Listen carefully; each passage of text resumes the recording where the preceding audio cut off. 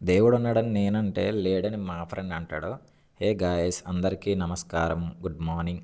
So, ఈరోజు మా ఫ్రెండ్‌కి, నాకు వచ్చిన డిస్కషన్ ఏంటంటే, దేవుడున్నాడని నేనంటే, లేడని మా ఫ్రెండ్ అంటాడు. సో, వాడికి నాకు వచ్చిన డిస్కషన్ ఏంటో చెప్తాను. ఎవరు కరెక్టో చెప్పండి.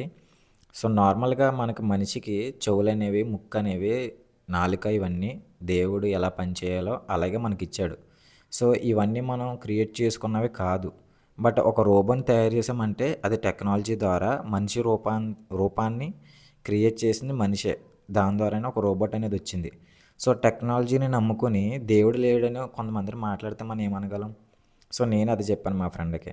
అరే! మనకి చెవులు, ముక్కు, నోరు ఇవన్నీ పనిచేస్తున్నాయంటే దేవుడు ఇవన్నీ ఇలా పనిచేయాలని చెప్పేసి మన బాడీలో డెవలప్ చేశారు కాబట్టే ఆ విధంగా ఉన్నాయి. అంతే తప్ప మనిషి ఎదిగే కొద్దీ, పూర్వం నుంచి రూపాంతరం చెందిన కొద్దీ అవలా తయారవ్వలేదు. ముందు తెలుసుకో ఇవన్నీ అని చెప్పేసంటే, అరే! మనుషులు కోతుల్లా ఉండేవాళ్ళురా. కోతుల నుంచి మనుషుల కింద తయారయ్యారు.